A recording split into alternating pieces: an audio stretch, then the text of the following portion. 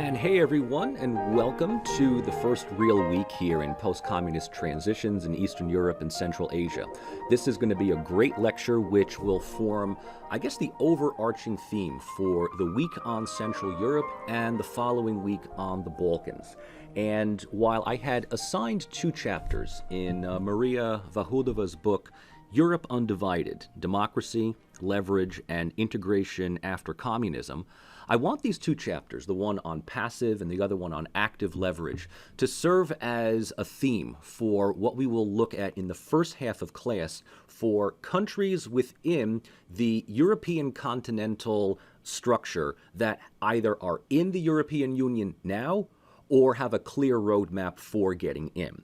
So the thing that separates Central and Southeastern Europe from the rest of the former Soviet Union is that these countries have some future, if they don't already have it, within the European Union. And that makes them unique, not just in the post-communist world, but in pretty much the larger context of states transitioning from authoritarian rule, because it's an international organization that provides, at least metaphorically, right, a democratic light at the end of the tunnel, right? A clear roadmap for reform, liberalization of one's economy, reform in one's politics. And this is something that is, altogether unique for these sets of countries.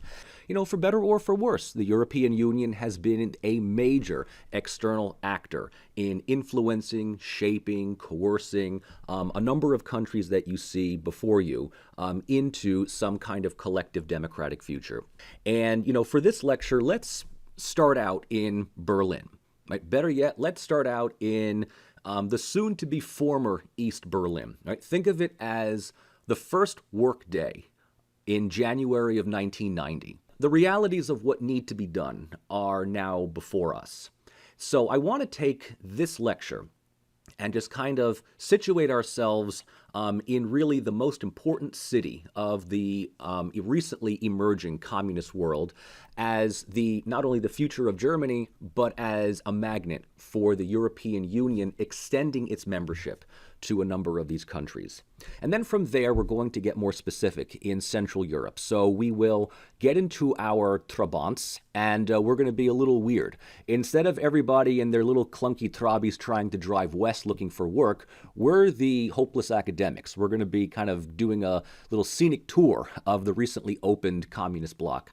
So we're going to take our Trabants and we're going to drive through Central Europe, first to Poland, then we're going to make a little stop in Slovakia to check out what's new and exciting in terms of politics before we kind of sober up and realize the encroaching illiberal populism that's beginning in Hungary. And then the following week, we're going to trade our Trabant for a Yugo. And we're going to go through the former Yugoslavia, first by driving through Zagreb, talking about contemporary politics in places like Croatia, before finishing up in Belgrade, Serbia, which is going to be our primary case study, and then a little side trip where we'll look at the politics of symbolism and memory in Romania, first in Timișoara, then finally in Bucharest. From there, we're going to trade in our Yugo for a Lada, and we're going to drive cross-country into Ukraine, certainly in Moscow, pay a little visit to Vladimir Putin. I've arranged a special class trip for us to head into Crimea to see what's going on there before we just kind of go for broke and drive into Central Asia. And that's really going to be the second half of our class. But what I want to do now is really focus on the phenomenon that is the European Union and what assets and liabilities it has provided in fostering democratic development over the past 30 years. And, this leads to the importance that I've already mentioned about external actors in political transition. Remember, all of these countries are undergoing significant structural change in the shadow of major influential international powers.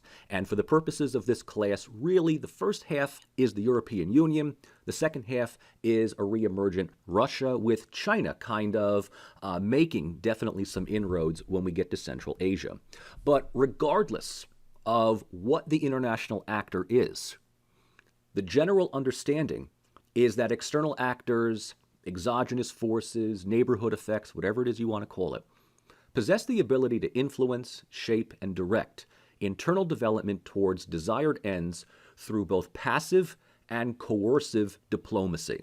So whatever it is that these external actors do, they wield a certain degree of influence on the decision-making of political actors in various countries.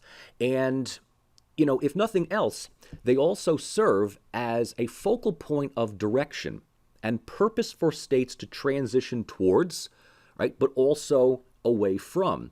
So if we assume that the primary actor in this discussion is going to be the European Union, it's not that difficult to visualize. Countries like Poland and Hungary, the former Czechoslovakia, even the former East Germany, right, looking to this veritable country club of first world nations with, burgeoning industrial economies and saying, I want to be part of that, right? I want to be part of this exclusive Ivy League club of developed countries that work in tandem with each other. But at the same time, what the European Union does is it draws these countries away from another major external actor. And for the countries of Central Europe, that is Russia. Right? So a lot of these countries were emerging from 45 years of Soviet hegemony, Soviet control, and the pressure, the temptation to move away from Moscow and gravitate towards Brussels was something that was very, very difficult to ignore. This is, effectively the role of neighborhood effects, of peer pressure. It's a great way of advertising the benefits of being part of one larger group by showing the success and the prosperity of existing members. And so this is, what external actors will always do, whether it's the EU or being part of Russia or being under China's growing sphere of influence. I mean, even, the United States, which really takes a back seat to our discussion here when it comes to Europe right now, always wants to promote its soft power as saying, hey, it's better to be an ally of the U.S. and get our goods and get our stuff and be on our good list than to be, within our crosshairs. But look, the European Union, as I mentioned in the introduction, it has its virtues and its vices. But one thing is certain, it is one of the only international organizations of its kind that offers direct institutional support, guidance, and leadership for transitioning and developing states. Right? It is really one of those international organizations that has probably the greatest degree of leverage over its members. What the European Union does, at least what it wants to advertise, or what the street talk about it is that the EU offers a roadmap for democracy and development. And I think that, by and large, that's not entirely false. The European Union is primarily, as it has always been, an economic regulatory body. But ever since the early 1990s, the European Union has taken on a far more political mindset, in that membership to these newly emerging democratizing states shouldn't just automatically be given before these countries reform their economics, get rid of or try to rein in as much as possible their corruption. We don't want to bring in, comparatively speaking, failing economies and states to a community of countries that are working quite well within their own smaller group. Right? So the idea is that the European Union can kind of not only serve as a source of prosperity that rewards members with access to markets, resources, and mobility, but it's also an organization that has what I like to call confederal powers that pool resources while still maintaining national sovereignty. So in other words, being part of the European Union isn't just one ginormous flea market that everybody brings their own goods to, but it's a type of cooperative, right? In which every country, at least this is as far as the brochure goes, right? Every country's, resource, economic, and industrial assets will be used to the benefit of everyone else. So it's a type of interdependent system, which really began from the early conceptions of the European coal and steel community. But even more so than that, the European Union does serve as a governing organization that, for better or for worse, has greater influence on domestic affairs than the national leaders and governments of each country. So while the European Union is not, nor will it be in our lifetime, a federal governing authority, we will not see a United States of Europe, right? We will not see an all-encompassing federal European Union body in Brussels that downgrades each of the members to constituent states. It's not to say that it won't happen, and it's not to say that it hasn't been envisioned, but the European Union still operates as a confederation. But a confederation that possesses significant degrees of both what Vachudova calls passive and active elements of both linkage and leverage. So within the larger context of international organizations, right, the European Union is probably one of the most developed and one of the most engaging with its members. And, up until, I would say very recently, the European Union has had a very good track record of attracting a number of countries that wanted to be part of this exclusive organization. So this is a current map of the EU's, well, actually, no, I need to update this because the United Kingdom has opted to leave. We see a number of countries in the former communist Eastern and Southeastern Europe already being members. Poland, the Czech Republic, Slovakia, Hungary, Slovenia, Lithuania, Latvia, and Estonia all joined in 2004. Romania and Bulgaria joined in 2007. Croatia is the latest member to join in 2013. The only countries that are in gray that still have yet to get in, and those that have indicated a clear desire for membership, are the remaining 5 countries in the Balkans, or we just simply call the Western Balkans to be more specific: Serbia, Bosnia, Montenegro, Albania, and Northern Macedonia. Norway is not a member. It opted not to join for personal reasons. Switzerland, well, Switzerland is Switzerland. God forbid they should be in anything other than the United Nations. And Iceland also was slated to become a member, but up to and including the 2008 economic crisis, they decided to just indefinitely put off their EU membership. But the point to be made is that the European Union certainly has exhibited successful degrees of linkage and leverage to the former communist countries of Central and Southeastern Europe. So that leads us to ask, okay, why join? Right? This is part of the general study of international organizations. It doesn't have to be the EU, but why join an organization knowing that being part of an organization involves giving up some degree of one country's national sovereign decision-making, right? This is just part of being part of any group, right? You have to follow the rules of the group, which means that you give up a little bit of your own individual independent agency. Well, the understanding is that the benefits are going to outweigh any costs of getting in, right? And I think the primary reason, especially for the European Union, are economic. Being part of the EU reduces, if not completely eliminates, trade barriers between one country and another. And by doing so, it also offers access to previously inaccessible markets. Certainly markets without any kind of import tax, visa restrictions, travel restrictions. It just creates one common market, regardless of where a national boundary happens to lie. A third benefit is that it pools resources for collective benefit, right? And this is just a general understanding of what commercial pacifism, economic interdependence can offer. Even going as far back as, let's say, the Hanseatic League.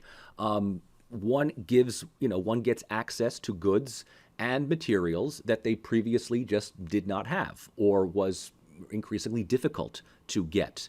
And because all of the members are working within, at least theoretically, some common market in which everyone is a producer as well as a consumer, it should ideally reduce the risk of predatory mercantilism, which means that it should kind of equalize markets. There shouldn't be one market that dominates really another, at least not in the long term. But the point here is that if the economic benefits for being part of the EU are greater than deciding to go at it alone, well, then one is going to certainly join. And for a number of nascent democratizing countries in the former communist bloc that were just building the rudimentary elements of market capitalism, it was almost too good to ignore. Right? There was not a single country that felt that they could go it alone and benefit. Obviously, there are other reasons for joining besides economic. Political can also be a part of it. Being part of an exclusive organization like the EU enhances one state's overall power, right? You're an EU member. That's prestige. You have not only access to markets in Germany and France and Denmark and Austria, but your students can travel visa-free. You have, privileges that otherwise would be denied to non-member states. It reduces the fog of uncertainty and misinformation. At least as far as economic planning is concerned, there's no indication that one country is going to cheat another or try to monopolize the markets in another. So it provides incentives. It provides a playing field for greater cooperation between states. What's also politically advantageous is that the European Union locks a state into formal agreements. So, becoming a member means signing a lot of paperwork, but signing on to a number of existing agreements, treaties, memorandums of understanding, rules of conduct that coordinate the economic and the political policies of all countries. Yes, each country still has their own foreign policy, and they still have their own national decision-making, but it is increasingly structured and directed by being part of this larger organization.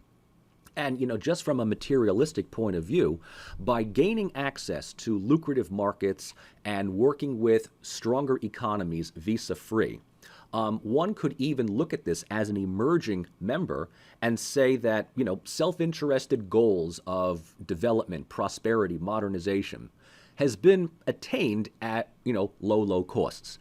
Being part of an exclusive club of other countries gives one the advantage, especially when a country gets that initial infusion of economic investments. Greece is a great example of this. Before it became the poster child for everything wrong with EU regulatory measures, it experienced almost like a second Marshall Plan when it got in 1981.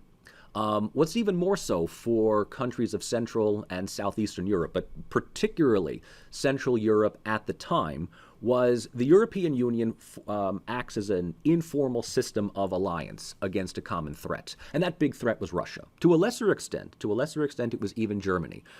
We tend to forget that in the early stages of 1991, there were some possible misgivings about a recently unified Germany that might extend its political and economic interests over these weaker, smaller markets of Central Europe. Germany reunifies under the promise of being, a team player within the EU, as it already was, and so that fear quickly goes away. But Russia is a big problem. Not just, Vladimir Putin's about a decade away, but we're talking about the encroaching corruption, the rising organized criminal networks, the security deterioration that's happening, not just in parts of the former Soviet Union, but also in a crumbling Yugoslavia. So being part of the EU provides a security blanket, right? It provides a layer of protection that one most likely already enjoys through NATO. So if one is on the way of becoming a member of the EU, chances are they've already gotten into NATO. So NATO provides one clear layer of security. The EU provides that final outer layer, right? If you're in both, you're in good. And if there is a common threat out there, the EU will provide you security through, group in numbers. So, in order to understand how much the EU function as really a metaphoric light at the end of a tunnel, right? We have to go back to Europe right around early 1990, 1991. Obviously, the theme of this class examines, in no small measure, emerging states from single-party rule. And as we've already discussed in the previous lecture, many of these countries possessed varying, political and economic capabilities. Some were better off than others. Some had already gone through some rudimentary market reforms. Hungary, at least as far as the Soviet satellite states were concerned, was the most advanced. But by 1991, definitely 1992, right? The optimism, the sort of the end of history that everybody was saying that we had reached, began to be overshadowed by an increasingly perceived clash of civilizations. The disintegration of Yugoslavia into a whole series of ethnic wars of secession, coupled with territorial battles in the Caucasus, primarily between Armenia and Azerbaijan, problems in Somalia, the rising perceptive threat of Muslim fundamental terrorism, the encroaching corruption and weakening state power in Russia, gives people a very sobering understanding that ethnocentric nationalism is taking place alongside weak socio-political institutions that are struggling to reach some kind of democratic consolidation.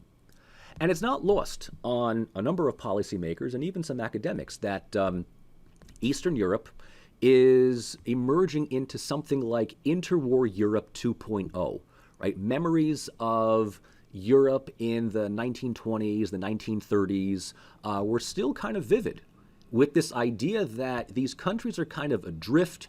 They're looking for some direction. Could some of them build democratic institutions? Sure, absolutely.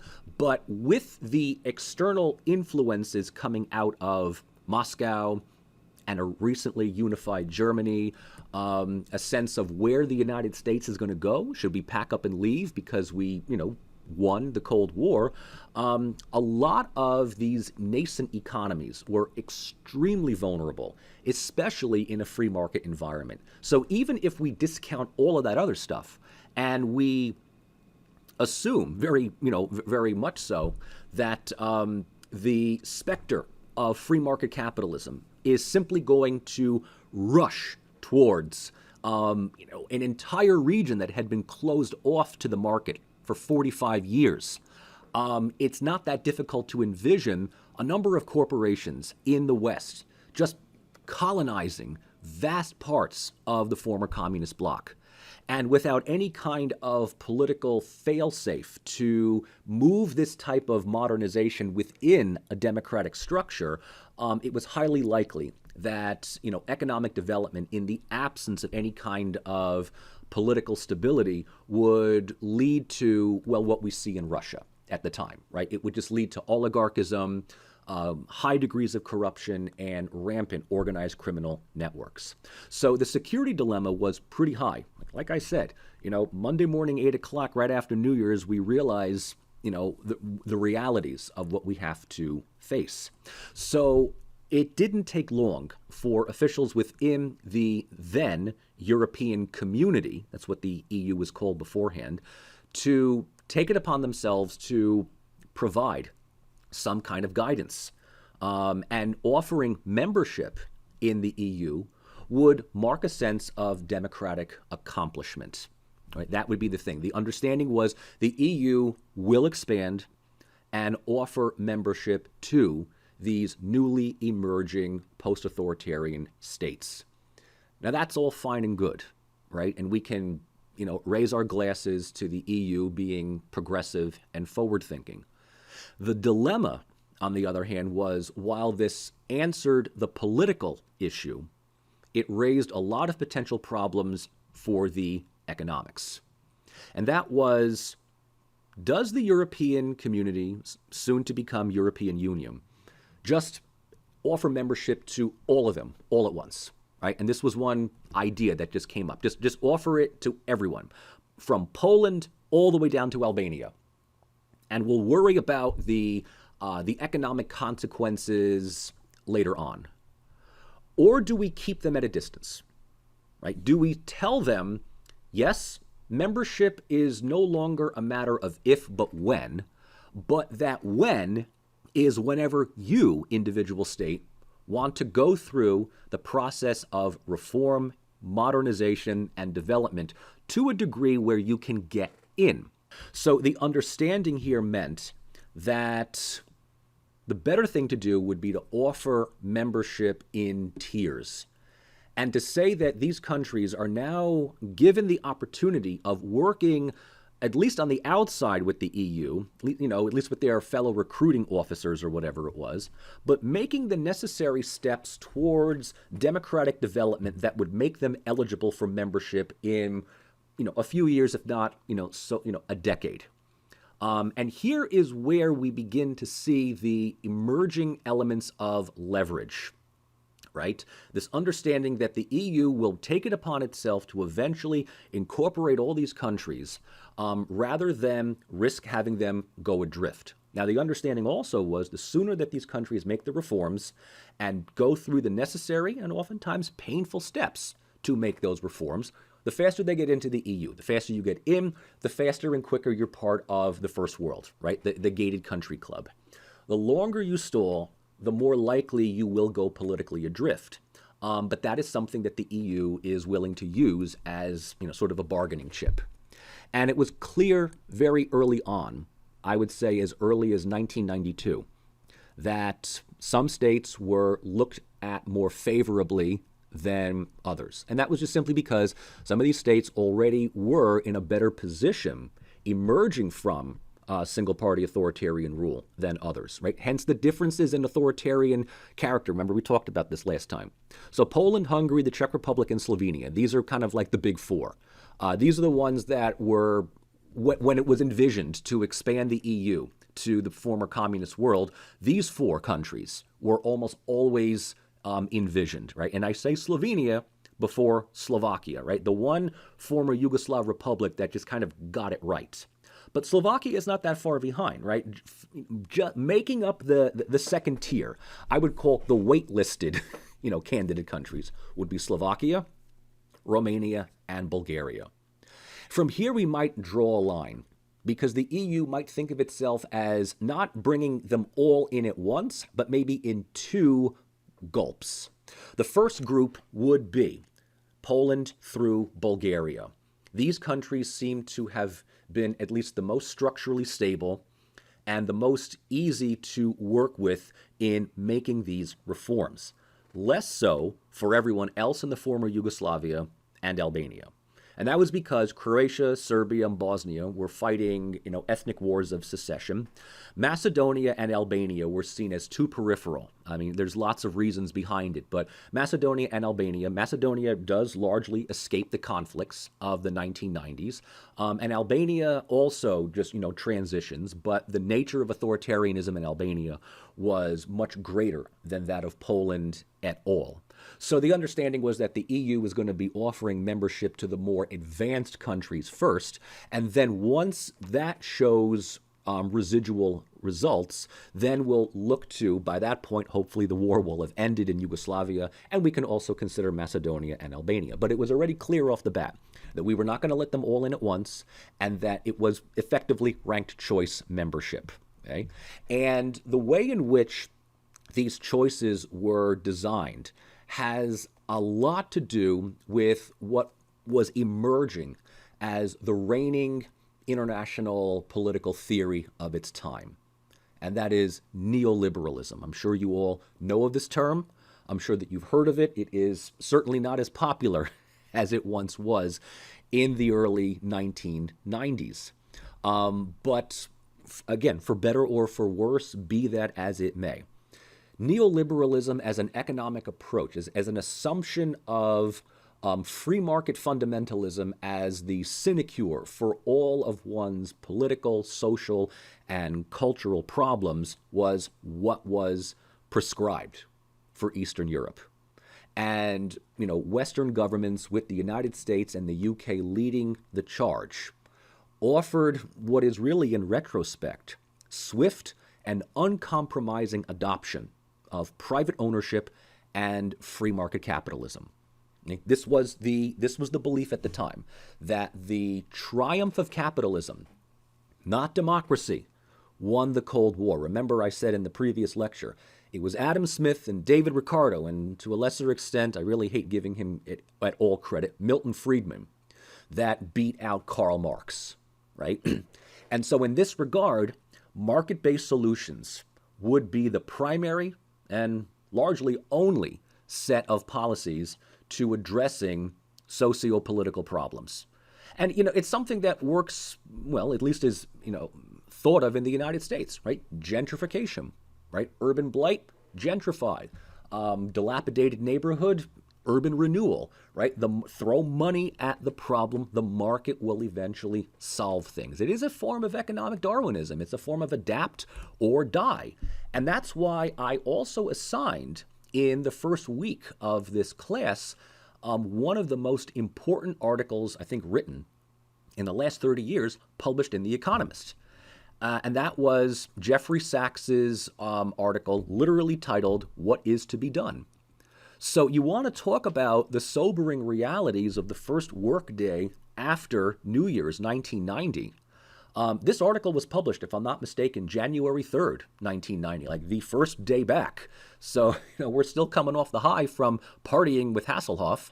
But Sachs's article is uncompromising. It is brutally honest in what he feels needs to be done. And that is, in so many words, ascribing the same models of privatization that was similar in the UK to that of Margaret Thatcher, right? The private sector, private enterprise, would serve as the primary vehicle for economic growth. The understanding is that this would offer, low rates of inflation, price stability, and at the same time tackle what was understood to be the biggest obstacle, the biggest enemy of all. And it wasn't Marxism, but state bureaucracy. The idea is that these emerging countries need to, in so many words, gut the state welfare system. They need to eliminate tariffs. They need to effectively clean out their social welfare policies. They need to accept the realities that unemployment will be. They need to either put their best industries on the market for competition or just simply put them on sale for existing companies in North America and Western Europe to either buy wholesale or just simply become the largest percentage of shareholders. With the understanding that there is going to be no third way socialist solution. There's not going to be any kind of worker self-management. There's not going to be any kind of social democracy. There will not be a New Deal in a way that enhances the power of the state. There will not be a Yugoslav model in which economies are kind of decentralized to a region which play on their own strengths. This is going to be a cookie-cutter, one-size-fits-all, what Tom Friedman refers to as a golden straitjacket that basically guts the state of any real interference within market-based solutions. So it's a full attempt at economic deregulation. And it's what Sachs mentions, and the term has now become veritable academic canon, shock therapy. Right? Shock therapy. In so many words, shock therapy is go from state-planned economies to full-blown market economies and go. Like there's no transition, there's no gradual shift. It is just basically gut the system and start from scratch. Those that can do it will. Those that can't will take out loans from the IMF or the World Bank. Those that need external help will get it from the British, the French, the Americans, and the West Germans. What this ultimately brings, however, is a type of mercantilism that the EU is trying to say we don't promote. But it's not a surprise that existing stronger markets in Western Europe and North America were basically able to capitalize on all of this in the emerging East and either buy out companies that could not compete, or just simply, as I said, just direct them from abroad. But this was the solution. And the sooner the countries made these reforms, went through the painful period of transition, the argument Sachs mentions is that, yes, it is painfully clear that it is going to be a rough period of transition, 5 years, at most 10 years. Short-term pains are going to be worth it for long-term benefits. That's the whole thing, right? You're going to need to go through a couple of years of transitory hell. But if you follow the rules and do what needs to be done, you're going to come out better on the end. And you know what? If not you, your kids are going to be laughing at this whole thing, right? They're going to be prosperous. It's going to be great. It's going to be wonderful. But you got to do it now. And you can't wait, right? Don't hesitate. Show no mercy. Sort of no holds barred. Now, here's where the European Union comes in. Because rather than just making this frontier capitalism that would be run by a bunch of multinational corporations, the European Union kind of steps in and provides some kind of guidance, some kind of structure that goes along with that. So the European Union effectively says to these emerging countries, look at the success stories here, right? Take a look at what Germany was in 1945 and what it has become now. Take a look at countries that are about to get in. Now, this is the early 90s.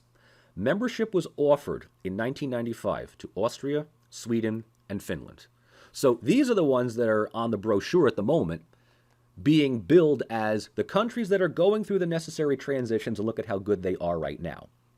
This could be yours as well, especially when we look at geography, existing economic ties, political ties, cultural affiliation. When it comes to Central Europe, it's all but obvious that their home eventually does lie within the European Union, right? If your country borders an EU member currently, chances are you have a greater economic pull towards that country than you do something further east. The leverage that the EU then uses as a way of getting, the linkage gets your attention. Right? That's the glossy photo ads, the pop-up advertisements, the wonderful commercials, all that kind of stuff, right? The leverage, once you decide, all right, I'm going to do this, is now a series of obligations and projects that actually make you feel like, you're doing something, a little step by step by step. But as I said, it's a roadmap for economic development and political stability. And for countries emerging after 45 years of single-party bureaucratic rule and thinking, okay, I kind of know what democracy is, but rather than reinventing everything, I kind of wouldn't mind to just buy a franchise. Well, that's what the EU does. The European Union will put pressure on national leaders and governments to, if nothing else, make decisions that are otherwise unpopular and meet otherwise unsought objectives. So it's like, we know that you don't want to do this right now because it might be risky, but we're offering you some kind of cushion. We're offering you some kind of mentorship, some kind of coaching, right, along the way. And one of the things that we offer is that the rewards of membership at the very end are going to outweigh any possible cost to the loss of your sovereign authority. So if you listen to what the technocratic bankers have to say, and if you listen to the policymakers of political structuralism, it might not be the democracy that you want, but it's going to be a democracy, right? It's going to be something which, once you get into the EU, you can still modify and tweak and improve on. And look, when we examine the degrees of democracy in Europe today, as I mentioned, we see the clear benefits. First to Central Europe, and to a lesser extent, even Southeastern, right? Compare the degrees of freedom in Central and Southeastern Europe versus those further east in the former Soviet Union. So I want to spend the second half getting into some real specifics about measuring and evaluating leverage that the European Union has, both passive and active. And there's two big questions that not only shape the whole discussion, but really the specifics that we're going to get to now. What are, or were, the basic elements of leverage for Eastern European countries from pre-accession to full membership? And the second follow-up question, and one that gives us pause to think about whether this is still as strong and influential today, what does leverage do in terms of politics and economics in an aspiring state? Right? Does it pressure states to make decisions? I think that much is painfully true. But can this EU effect that oftentimes can be seen as a benefit for democratizing countries actually have negative effects on public opinion and perception. The early writings of EU structuralism kind of overlook the residual effects that the public might have because they only focus on the leadership level, right? Leadership, governments that make a number of painful decisions for reform. It might hurt segments of the population, but the understanding is that the long-term benefits are going to outweigh the short-term problems. Does that have consequences, right? Does that leave a certain sense of bitterness, resentment among a voting public that leads us to the types of illiberal democratic governments that we see dotting the landscape today? Well, in order to begin, we really need to focus on the passive leverage, right? This is really just the EU being the EU, minding its own business, doing its thing, knowing that it's being looked at. It's being, sort of investigated by newly emerging countries in Eastern, Central, and Southeastern Europe. And just by being the success story that it was through the mid-1990s, the EU keeps reformist governments focused on an end goal, right? And if that end goal is EU membership, that's enough to get people to still think towards doing what needs to be done, right? The European Union's end goal is simply being part of this exclusive club. And that is, as I've said, kind of the justification for making a number of painful economic readjustment policies that characterize the whole shock therapy model that was used for the entire region, right? You go through some hell, no pain, no gain, though. That's the whole point. And not only does membership, loom on the horizon, but it also provides a sense of institutional, political, and economic security for emerging democratic systems. Even during the period of transition and structural reform, right, it roots not just the incumbent government, but it also seeks to influence any opposition movements that want to, come to power into making the same decisions as well. And one thing that I will get to when we get more specific onto Central Europe is that by the mid-1990s, right, sneak preview, many of the emerging reformist governments that came in the beginning of the 1990s either fell to opposition movements or the public, in many cases, elected remnants of the old Communist Party back into power. But rather than going back to Marxism, these reformed communists decided to continue with the policies of reform simply because the EU was there at the end of the road.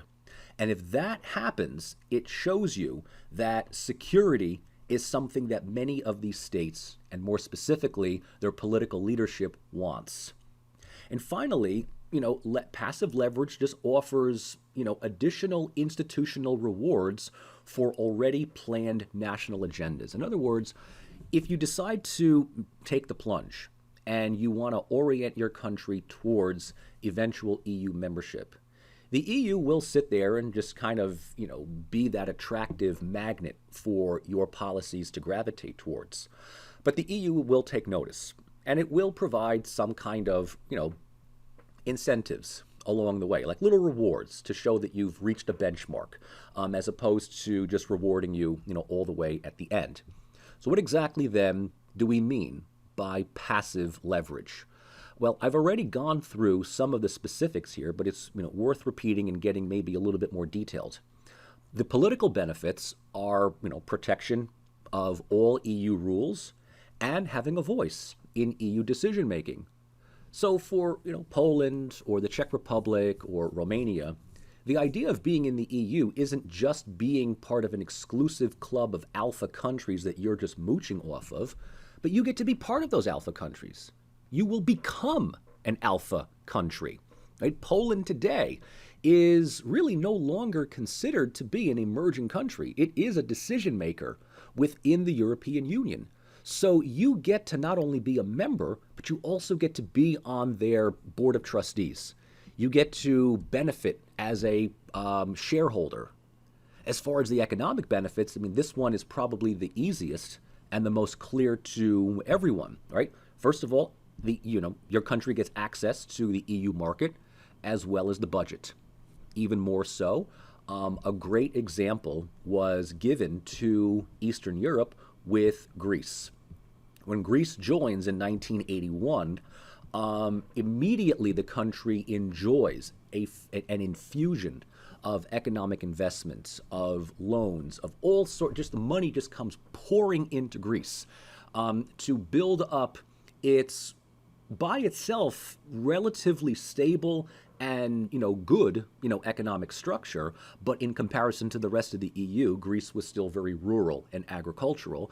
But because Greece was really the only geographic country within that region to be part of this organization, it just gets all the attention, all the investment. So if it could happen to Greece, it could happen to little Slovakia, right? Little Slovenia, right? It's not that the EU just subsidizes you from here on out, but you do enjoy maybe a few years right after membership of getting a major return on your investment. And that influx of money is enough to serve as an enticement. Is Russia going to offer this? Most likely not. Is the United States going to offer this? Probably, but with interest. Is China going to offer us this? This is the 1990s. China's nowhere to be found.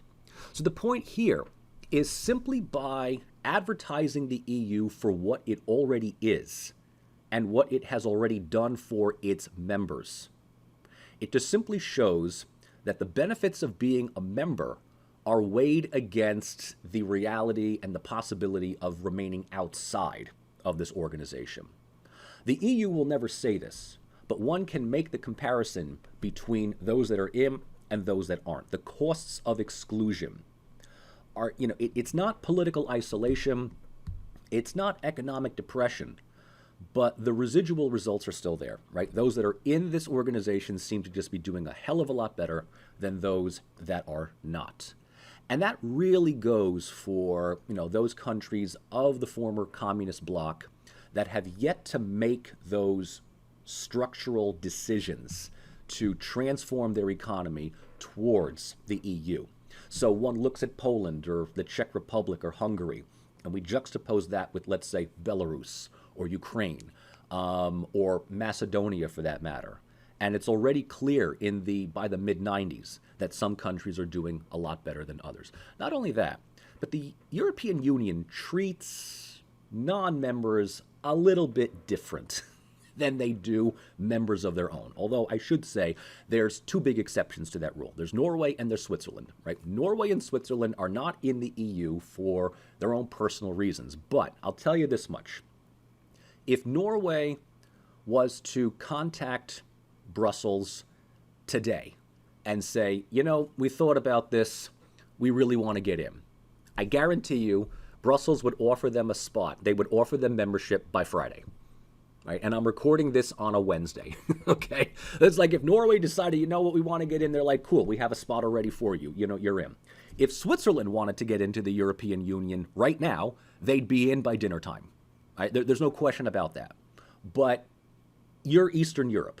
You're not Norway. You're not even Iceland, for that matter, okay? So you're kind of seen as, that emerging country that wants to be with the cool kids, and we'll let you in, but you got to do a few things first. We're not going to just simply take you right now, right? Norway and Switzerland are kind of like the two other cool kids that just kind of do their own thing. They're not sitting at the cool kids table, but they're still regarded by those cool kids as cool kids. You're Poland, you're Serbia, you're whatever, you're still sitting with the freaks and geeks in the corner of the cafeteria, okay? And that's just kind of where it is. So the passive leverage is just simply that, right? Hi, we are the EU, you know who we are, we know what you do, right? And this is very much a successful example of branding, right? You think about this from, let's say, the marketing point of view. There's lots of products in the world today that don't really need to advertise what they are. They just simply remind you that they continue to exist, like Coca-Cola, for instance, right? Does Coca-Cola actually have to tell you what it is? No. All you need is just the logo of Coca-Cola, and, that's about it. The name sells itself. The same thing with McDonald's, right? Or better yet, your local Chinese takeout, right? There's no commercials for Chinese food, unless you're, P.F. Chang's or maybe that's about it, right? But Chinese food is Chinese food. You just like, oh, look, there's a new Chinese restaurant. You already know what's on the menu. I mean, that's the passive leverage. It's just by being so omnipresent, you already know what it is. You already know what it does. You know what it offers. And you know what can happen when you're not a part of it, right? That's the whole thing. So the passive leverage is just banking on successful branding image. But that's not enough, right? All right, let's say that you decide you're going to make the plunge. You decide you're going to do it. I'm going to apply for EU membership. Now, this is a long and lengthy process. It is not just simply, hi, I want to get in and congratulations, you're in. No. When it comes to Central and Southeastern Europe, once the EU has its attention towards you, right? They'll welcome you. They'll say, great, welcome to the process. It's going to take a long time, but it's going to be known very clearly that this relationship is asymmetrically interdependent. In other words, you, the aspiring EU member, need us more than we need you. Right?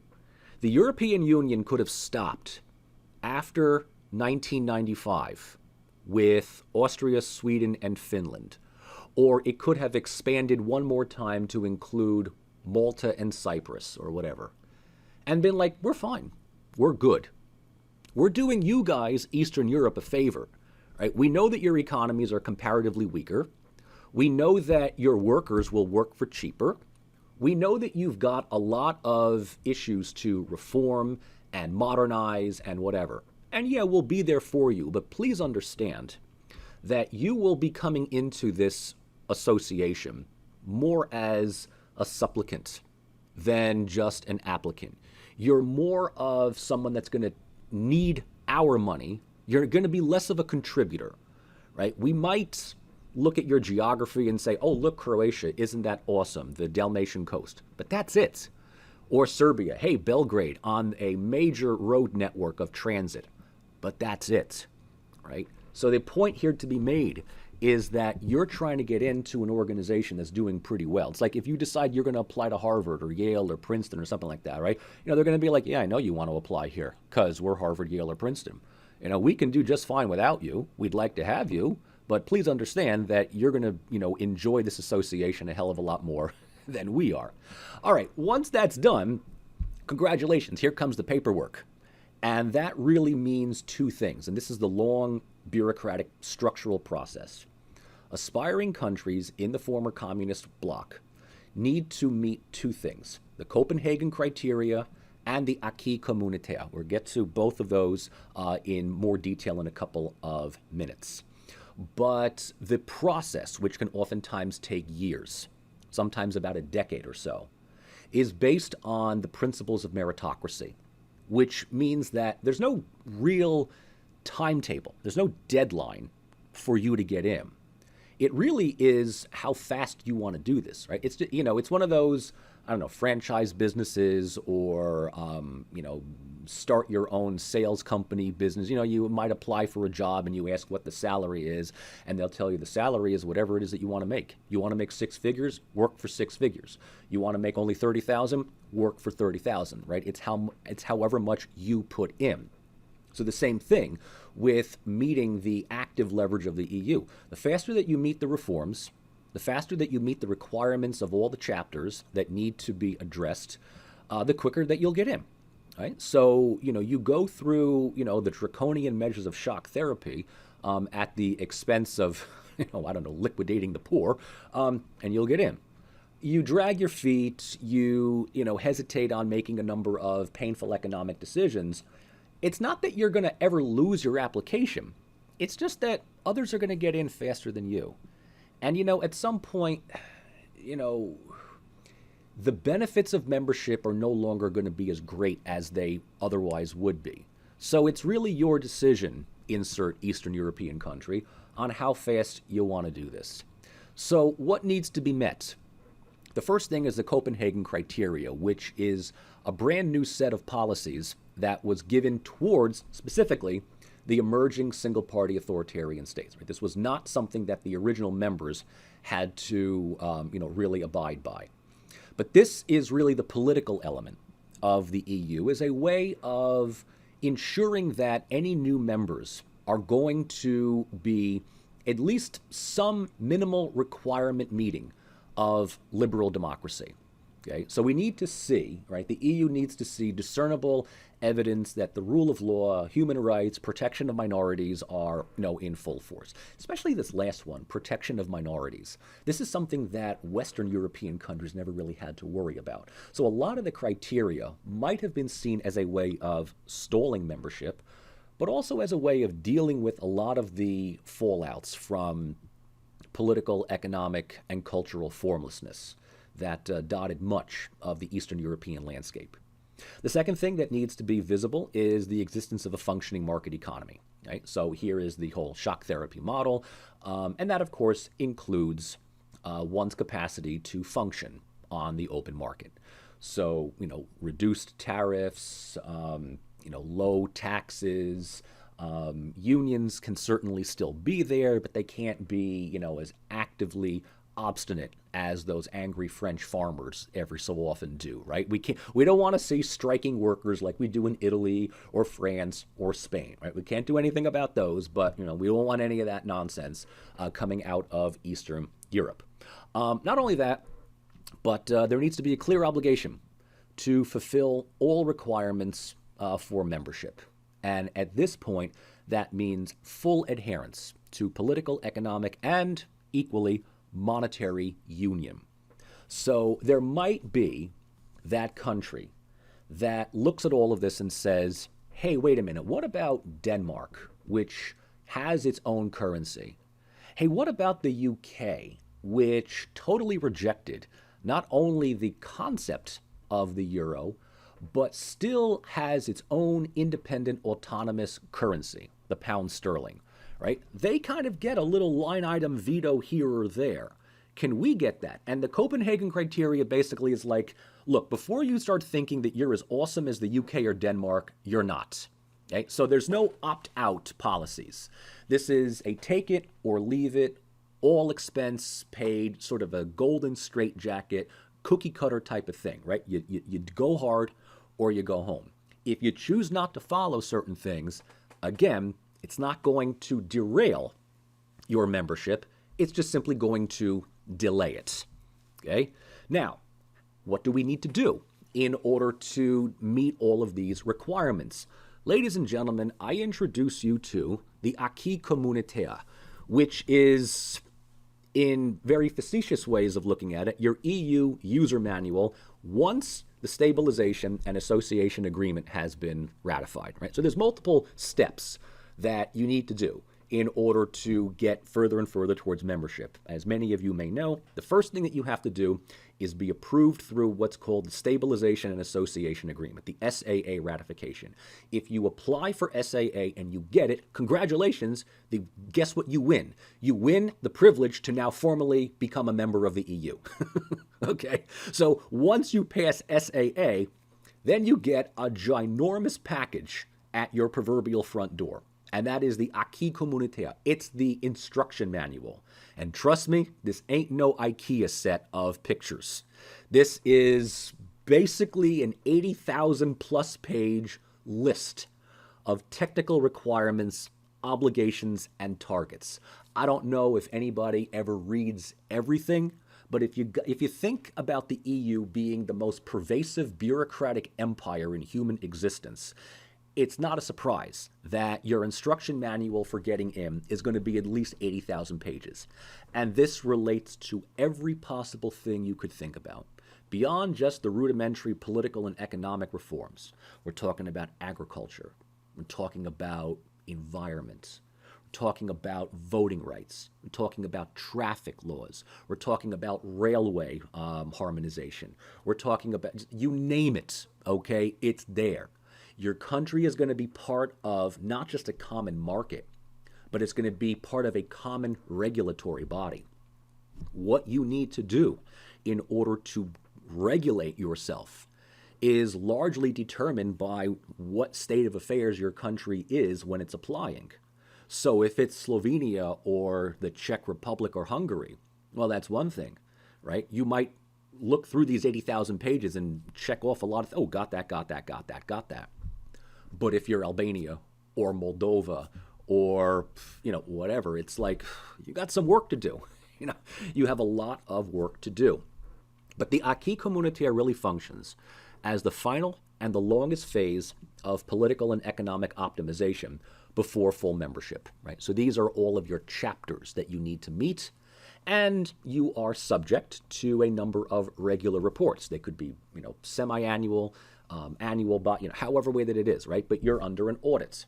And every time that these regular reports come out, it is made publicly available how much your country has cooperated. Have you met certain requirements? Are you moving forward? Are you stalled? Have you actually receded? Again, there's no passing or failing grade. The only thing that's offered at the end is when your membership is going to happen. It could happen a lot earlier. It could happen a lot later. For instance, Turkey, and we haven't even talked about this, Turkey is actually an EU aspiring member. And whether they have already passed SAA or they're, kind of bogged down in God knows how many pages here, they've been basically applying for this thing since the 1980s. And, I think under Erdogan, things have just kind of fallen off by the wayside. I like to think that they're like the college student that took a year off and ends up just, going out into the world and doing something else. The point to be made here is that once this is met, membership is finally granted, okay? So what then does it take to get into the European Union? Besides all the technical issues here, there certainly is more of a, qualitative identity that the EU is looking for, right? It's kind of mentioned, it's implied within, the EU's own literature and within the writings by, pro-EU scholars and policymakers. Alongside institutional optimization, states need to also kind of be, quote-unquote, European, right? This is a term that has kind of moved from a geographic expression to an adjective, right? It's become kind of like a behavior, a certain way of looking at the world, dealing with problems, and identifying with some while differentiating from others, right? There's a certain sense of logical rationality and, proclivity for institutional structural solutions. We're not exactly talking about cultured in that sense, but we're just simply talking about technocratic. It kind of takes out the creativity of solving problems. But alongside of being European, right, states need to get rid of illiberal regimes, and not just the anti-EU ones. They need to somehow become fully committed to the principles of liberal democracy. Remember, the individual rights of the citizen over the collective rights of the group. Now, you might think to yourself, all right, that's fine. There's nothing wrong with that, except for the fact that what is promoted is oftentimes not what ultimately results. So the EU will do all of this to condition countries to do what they need to do, make the decisions that are necessary to get membership. And yes, the EU has expanded significantly since 95. Poland, Hungary, the Czech Republic, Slovakia, and Slovenia, Latvia, Lithuania, Estonia, along with Cyprus and Malta, all are given membership on one day in 2004, the biggest increase in EU membership in any one period. Bulgaria and Romania were kind of like the waitlisted students that finally were offered membership in 2007. And then Croatia is offered membership as the only one that gets in 2013. But what we unfortunately see, and this is pretty much the case with, those Ivy League universities as well, right? Harvard wants you to know that they'll take the best students that are out there. Or you might not meet the grades, but you got a big endowment. Your family comes from connections, and not just with Ivy Leagues, but with any university. You want to give enough money to the university, they'll take your idiot kid no matter what. That's not to say that this is, the countries that just got into the EU, but they oftentimes get in a little prematurely. Oftentimes membership will be extended, we'll talk about this in due time, not because they met all the requirements, but the longer that they remain out, the more likely they are to fall under Russia's influence, or that their existing illiberal democratic governments or illiberal political cultures, which don't really seem to be improving, are just going to get worse. So, sometimes you'll take a few students here or there just to be like, well, the experience of being part of college will, shape you up. The problem that we find is that it's easy to be illiberal, partially pro-democratic, still, quasi-authoritarian, self-serving, but go through the motions and say the right things just to convince the EU that you're qualified. And this is, definitely the case when it comes to the Balkans. Right? There's lots of political leaders there, both in the present and in the past, that, said the right things, flew the EU flag, got their selfies with Angela Merkel, said they, a European future for a European people. I don't even know what that means anymore, but they'll say it anyway. And they get a little pat on the back by Brussels.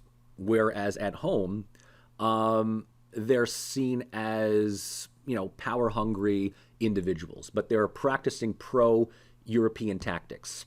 So what we look at, unfortunately, is that more often than not, what does it take to get into the EU?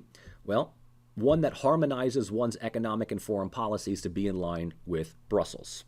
And that involves a couple of things, right? It involves harmonizing your foreign policy, your political outlook, to be in line with that of the European Union. So if the EU is friendly towards some countries and organizations, you have to be as well. If the EU is antagonistic towards other countries and organizations, you have to do so too. And, this is notably problematic when it comes to Russia. If the European Union sees Russia as antagonistic, if your country is somehow economically connected to Russia or has pre-existing political ties, you're pressured to kind of, let those atrophy. You're pressured to kind of give up on one, right? The EU will give you effectively an either-or scenario. You can't have it both ways. And so that, serves to validate the idea that a country has to abrogate a portion of their sovereignty in order to be a part of something larger and, well, theoretically better. That might actually be problematic for the country at hand. It's not saying that Russia is vitally important, but let's say if we look at Serbia, for instance, or Romania, to a lesser extent, ties, economic ties, political ties with Russia have been certainly beneficial. It's, especially for a country like Serbia. If Serbia's EU integration continues, that is going to be called into question. And right now, Russia does provide a kind of counterbalance to the pressures of EU modernization and reform. So in order to get into the EU, it's not just meeting these basic theoretical requirements, but it's meeting requirements that are designed by and approved by the European Union itself. And, 30 or so years after, right, the end of single-party communist rule and the apparent triumph of the European Union as an institutional success story, we got to ask ourselves, does this come with side effects? And the short answer is yes. Yes, it does. We have noted, particularly within the last 20 years or so, this association with the European Union and a democratic deficit. Right, a democratic deficit. This really came on full display between 2008 and 2012. Remember, at the end of the day, the European Union was, is, and always will be an economic regulatory body before a political one. And what we saw within those 4 to 5 years was that the EU's approach at near state collapse and economic depression were nothing more than structural configurations, technocratic economic solutions, the same type of neoliberal approaches.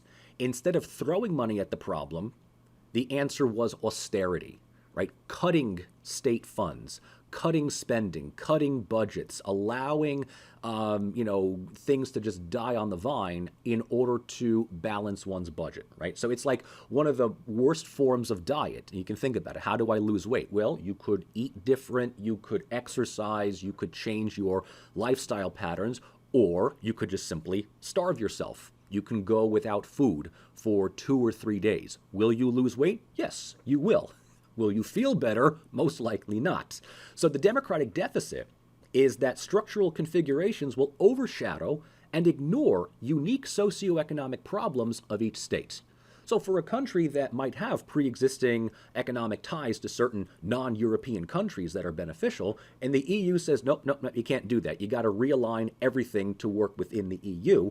That's going to be part of the, structural economic fallout. Are you going to do it? You may have to. Is that part of the Aquis Communitaire? Hey, that's why it's 80,000 pages. Will that delay eventual membership? Most likely.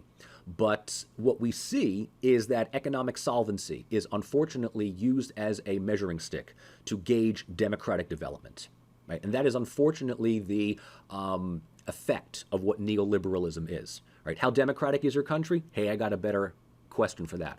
How economically strong is your country? Because there's this assumption that strong economies tend to have strong consolidated democracies. I mean, as far as Europe is concerned, yes, that is true. But one thing that's missed is that those consolidated democracies within strong economies are not only earlier members of the EU, but still have a robust social democratic welfare system put in. A lot of that was unraveled, dismantled, defunded, deregulated within the former communist world. And so in that regard, getting into the EU might happen, but your democracy is much more pegged to global market trends than anything institutionally robust and, able to take the shock of economic downturn. Alongside this are the side effects of the actual reform. Macroeconomic policies of neoliberalism will hopefully create, at least in the larger picture, a general increase in the standard of living, better economic productivity, and industrial output. Sure. But, alongside that, and this is something that is always overlooked by these technocrats, is that new socioeconomic cleavages between developed and undeveloped regions will be produced, right? So one of the best examples of this within most of the 1990s and for, I would say, the better half of the 2000s was the former East Germany. What was the big focal point? East Berlin. East Berlin became a major construction project, modernization, development, cosmopolitanism. I mean, it was part of now a unified Berlin and part of a unified Germany. But even today, some of the poorest areas of Germany are in the former East. And it's not that difficult. One can drive maybe about 30, 40 kilometers outside of Berlin itself, and you'll still see, dilapidated buildings and villages and, rundown towns that give you great cosplay for, the industrial decay of the failures of bureaucratic authoritarianism. So the point is that people live there. Right? There are areas that just remain off of, the economic target zone. It's the same thing in the United States or in any other developed country. But the thing is that they're inhabited by people who have voting rights. And years of neglect are going to eventually yield hostility to EU policies. And if left politically unchecked, where the status quo is constantly an EU future or EU regulation or EU this or EU that, politics in the neglected areas are going to eventually give way to some form of illiberalism, extremism even. Not a surprise that the largest contingency of right-wing nationalism in Germany comes from those economically dilapidated areas. Now, that doesn't mean that poverty breeds Nazis, but it shows that poverty, especially by older people who can remember why the poverty happened, the comparative poverty even better. If all of this has to do with EU-led structuralism, which wants everyone to believe that this is the best way forward, there's going to be resentment. There's going to be Euroscepticism. There's going to be Brexit, right?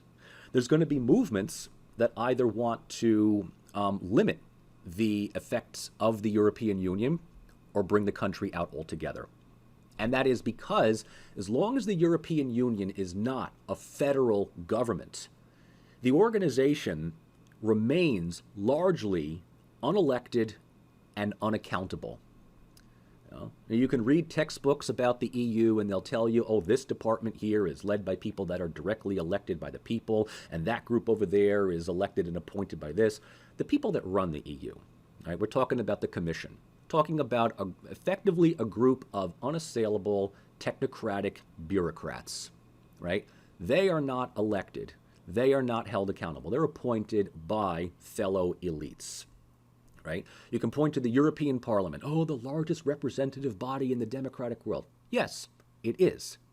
But on a day-to-day basis, the European Parliament remains overshadowed by the Commission, and even more so, great power politics. So while the EU brochure will have you believe that you can go from aspiring member to emerging member to shareholder, it's not a surprise that the European Union is still largely led by officials from Germany, Luxembourg, France, and every so often we've got somebody from Poland. I actually believe that that just is there more for token reason than anything else. Oh, look, a Slav, you know, but it tends to be people from Western Europe, right? Spain, Italy, you know, what have you. So there is this sense of lopsided membership still, which I will say once again for the record, the EU has certainly provided a macro-structural improvement in all of its countries. But the residual effect, particularly at the micro level, is varied. For instance, and I've already mentioned this, Croatia is the newest EU member. That has benefited really two places. The capital, Zagreb, because, well, political elitism is what it is, and the Dalmatian coast, which is now a major resort area for the rest of Europe. And that has always been a vacation spot. But one can drive 10 kilometers, even, you know, less, into the hinterland of Dalmatia. And it's no man's land. It's God's country. There are large areas of northern Croatia, particularly within the region of Slavonia, depopulating. Villages are emptying. Towns that were already scarred by ethnic cleansing during the 1990s wars have not been really rebuilt. There's no future. There's no hope for them there. Does that have anything to do with the European Union? I mean, not directly, but, you know, the EU money is being taken and put towards, you know, places that have comparative advantage, as opposed to places that need, you know, some form of development and revitalization. And, you know, one other thing to mention before we close out this all-encompassing discussion for this week and next is the emerging relationship the European Union has with what we call stabilitocracies. And this is definitely the case in the Balkans, but I think even more so now we're finding this in Hungary and to a lesser extent Poland under Kaczynski. But word's still out with Poland. We'll see where it goes. But there is a phenomenon, a rather paradoxical phenomenon, as I've already mentioned, of these pro-EU kleptocrats.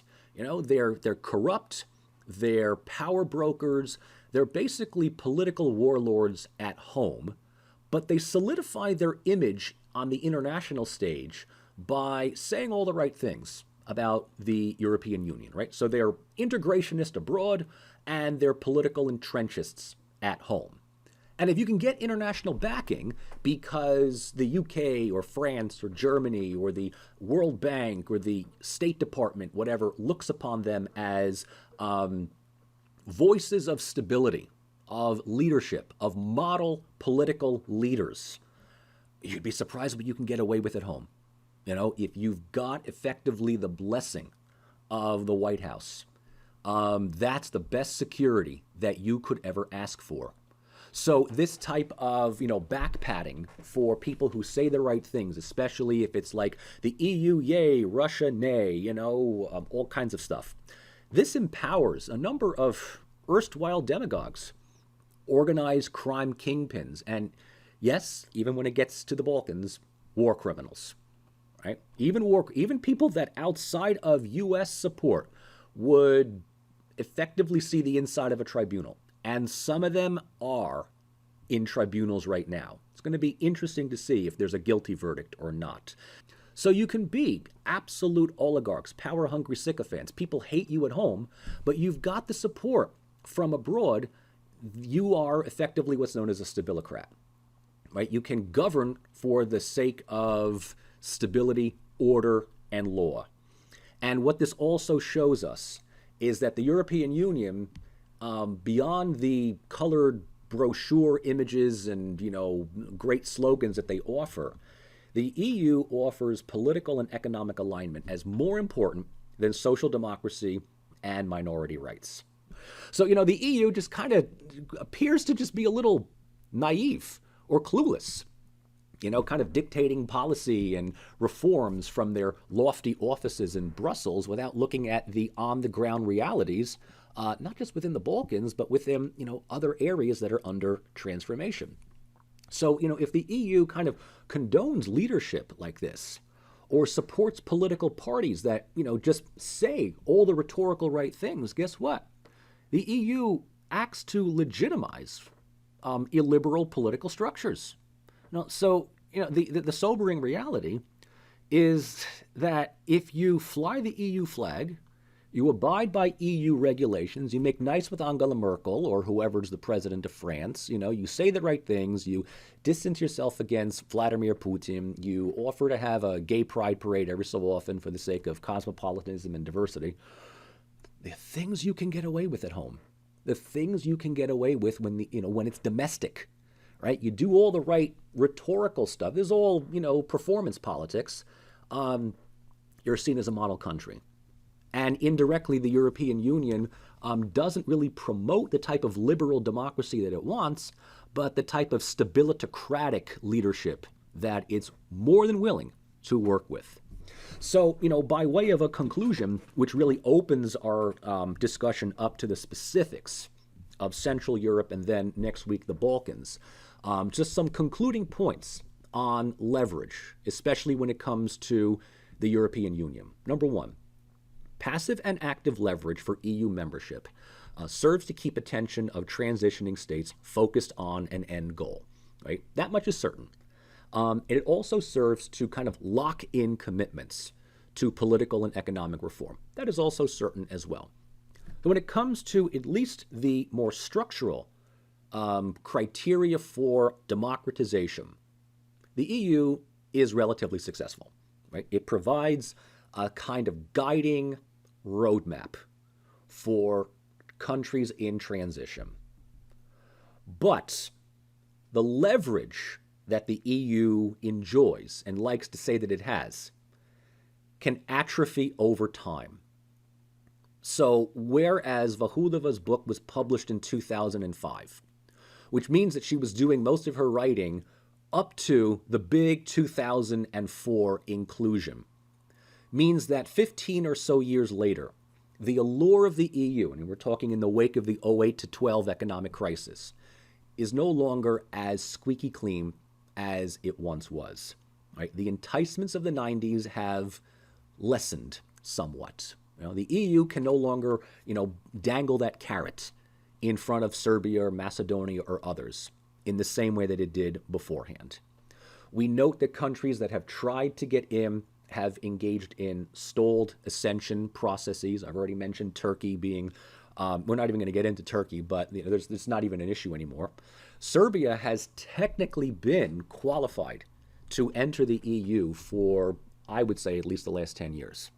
I mean, the criteria that was offered Romania or Bulgaria or Croatia should be offered to Serbia as well. But the deadlines and the goalposts for Serbia are constantly being shifted. First, it was round up all of your outstanding war criminals. Then we'll talk. All right, they did that, and they got SAA. But now the issue is figure out what to do with Kosovo, which remains an indefinite frozen conflict. And the fact that Cyprus was able to get in without coming to terms with its occupied northern part means why should there be specific criteria applied to Serbia? And then when it comes to, let's say, Albania or Northern Macedonia, the EU is just simply not interested. And they just don't want to extend membership right now, right? They're busy. They got other things going on. They just kind of look at the countries that are left and they just see them as economically disadvantaged, corrupt basket cases. The idea also that if membership were to be offered, half the country's youth would basically buy a one-way ticket and go. I mean, this is really the case for the Kosovo territory, which is the only entity that does not yet have visa-free travel. And the reason behind that is, if it was to happen, I mean, is all, prognoses would agree here, half of Kosovo's population would just get on a bus and just head in the direction towards Germany. I mean, that would be it. So the idea is to, build up the region to prevent people from leaving. Fine. But there's no investment. There's really no major attention that's being given right now. I think the EU is still trying to recover from its, bad image from the economic downturns facing Greece. And, even to a lesser extent, Croatia. I mean, Serbia is kind of looking at Croatia right now and saying, are the benefits outweighing the costs? Some parts of the country are doing really well, but they're becoming unaffordable for the people who live there. And other areas that are in desperate need of improvement are just continuing to atrophy. And those with any ability are, at best, moving to the capital, or they're moving to the rest of Europe. And they're not staying where they are. So Serbia might be looking at the EU right now and saying, I bought tickets to the Titanic, but it already hit the iceberg.